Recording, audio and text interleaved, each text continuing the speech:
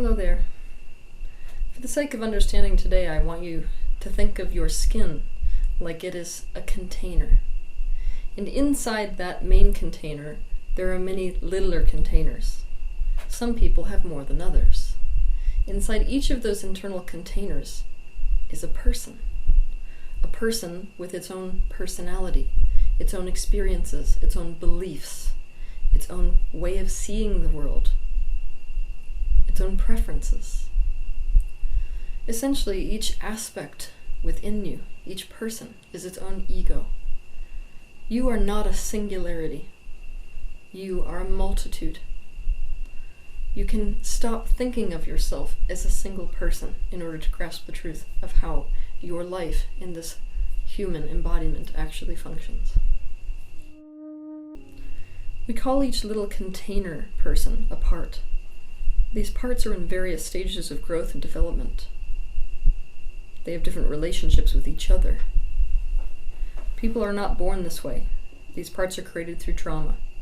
A person fragments themselves to cope with the world. We allow certain people out of their little containers and into our body, so they come forward and begin to animate us. Now, when this happens, we think that we are that person who has come through us. We think that those beliefs are our complete beliefs. Those perceptions are our perceptions. The way they feel is how we feel. Essentially, we identify with each one that comes through us. For thousands of years, the standard practice has been to decide which parts of self, and specifically one part of self, is acceptable, the most acceptable, and then to identify fully with that, and to disallow all other parts from being acknowledged and from coming forward. This is called selective identification. A guru is a person who has decided to identify with only one part of himself or herself.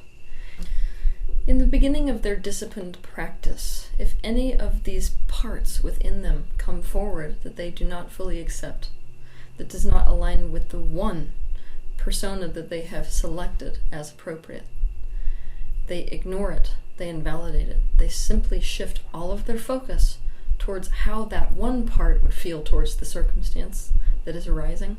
They ask for that one perspective to come forward, and they act in accordance with that one perspective. This is their discipline. They do not honor the truth or reality of any other part within them except the one that they allow to be the only ego that exists. The discipline of self-abandonment. But like it or not, these parts they deny are also them. Now the sad part is, with a guru, their identity is made up of their concept of what an enlightened being is, whether or not that's actually a reflection of truth. So let's say that your concept of a guru is somebody who's constantly forgiving, who does not feel anger at all, someone who enjoys the world, who has constant positive focus. If you experience something, or the guru experiences something in their life that isn't going right, and they feel the aspect of themselves that's angry, that part of themselves has to be denied, rejected, disowned, banished to the dungeon. They have to selectively identify instead with their concept of the persona, the part of them that is in that state of guruhood, their concept of guru. I'm not angry. So they will jump into that perspective. At first it will feel a bit fake. They will be putting on a show. The show of, I feel no anger towards them at all. The show of, I'm in a pure positive state of forgiveness. But after a while, they will begin to identify so much with this part, they will mistake it for the totality of themselves. Now, the problem with completely identifying selectively with one ego is that you cannot acknowledge any other aspect within the self. This is when it becomes highly dangerous. Why? Because everything that that person does has to be explained through that one persona. So let's say you've got an aspect of self that's a pedophile, but you can't actually acknowledge that there is that aspect of self, maybe a self that's trying desperately to get at its own innocence through children. This is how a guru can have sex with a bunch of little kids, for example. They can do that because they have an excuse that falls under the category of the one ego that they have selectively identified with. An ego that says, for example, I'm healing them by doing this.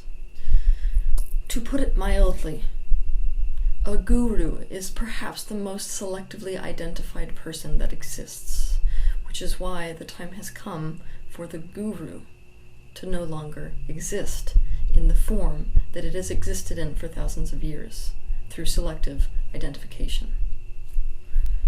The rest of the egos within them starve. They are not just suppressed. They are literally denied to the point that they are imprisoned in a dungeon and the guru throws away the key.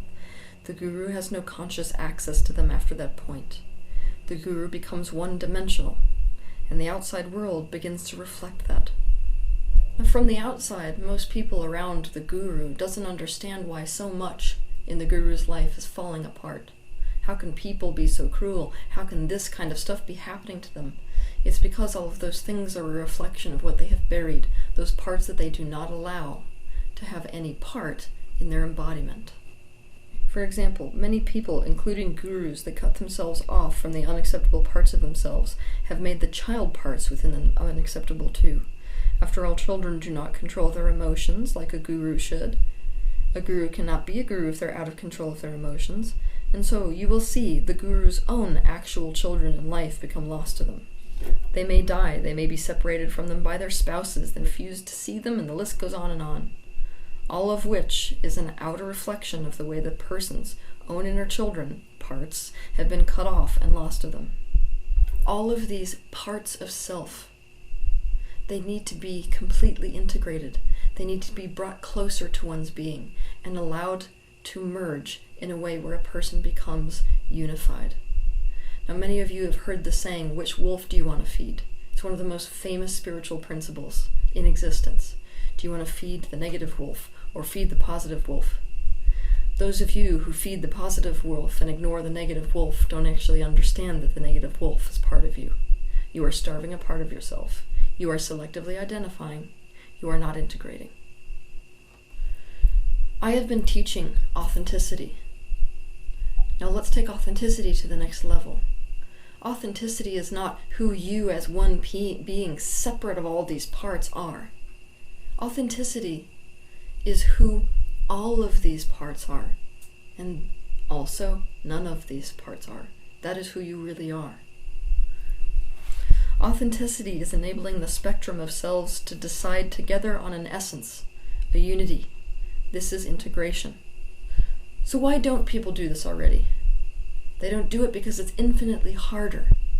Selectively identifying with the persona which doesn't feel pain in certain circumstances is a hell of a lot easier than trying to weave into your being an aspect of self that does feel pain. Another way of putting this, it is infinitely harder to integrate a persona which is in pain than it is to banish that person to a container and then into a dungeon.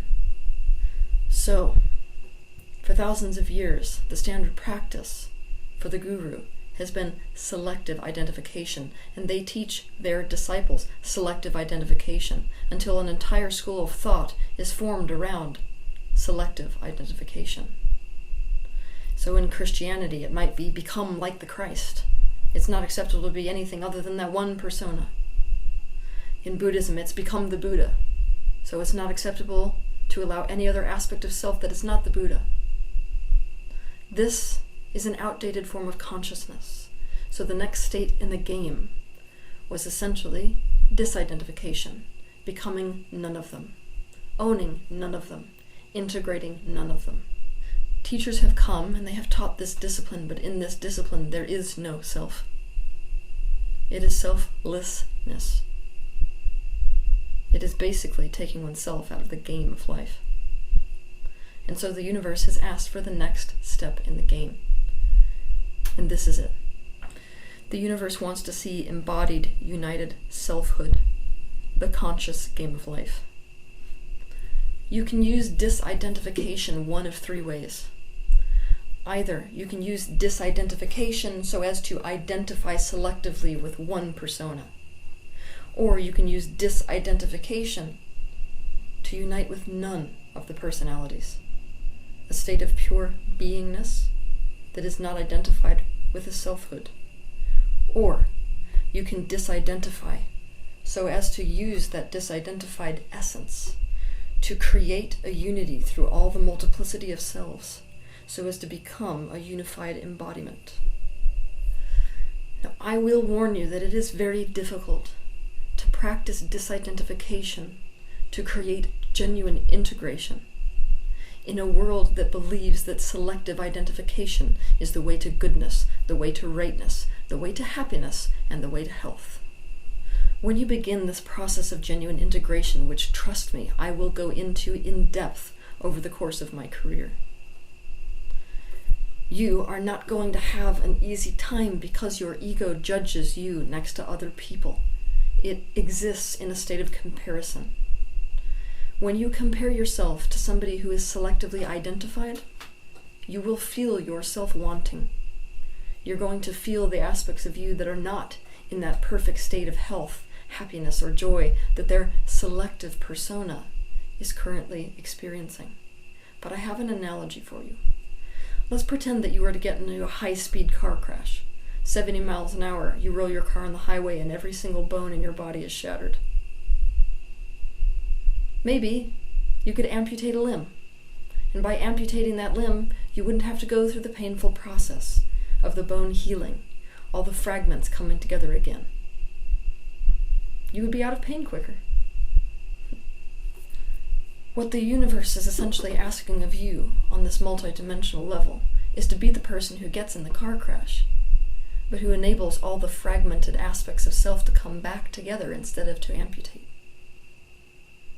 When you are in pain during this process because you're comparing yourself to other people, other gurus, other spiritual teachers who seem like they are in a better place than you are, it is usually because you're comparing yourself to someone who is selectively identified. They are not in a process of integration, so of course they seem like they are healthier. It is because the persona they have chosen to see the life through, to the exclusion of all their other parts, isn't in pain. Now here's the other difficult part. The people who are selectively identified will be expecting the same thing of you. They'll tell you that it's easy. As easy as switching into the self that feels happiness all the time. As easy as forgiving. As easy as letting go. As easy as being present. Because they're selectively identified. If you plan to integrate the aspects of selves that are in pain, who don't hold the enlightened perspective of the guru self, you will probably be in pain longer. But here's the thing. You might, just like that victim whose limbs were shattered, be in pain longer than someone who amputates. What you will end up with at the end of this is a unified self, a selfhood in a state of wholeness. The truth is that these selves within, when integrated, will merge as one, and in doing so, so will the universe at large. It is what the universe meant when thousands of years ago humanity conceptualized of there being a father, the adult, the son, which is the inner child, and the Holy Ghost, the higher self. All will become one. The secret is that the seed of each is contained in the other. So, for example, by cutting oneself off from the inner child, one cannot fully access the higher self. One can only act in a way where, according to an identity, a selected identity, they seem like they have reached the state of the higher self. And so I am here to tell you that the age of selective identification is officially over. The new call from consciousness is to consciously allow these fragmented aspects of selves, the various parts, to merge into one essence, the divine singularity, which was the universe's real plan for embodiment in the first place. Have a good week.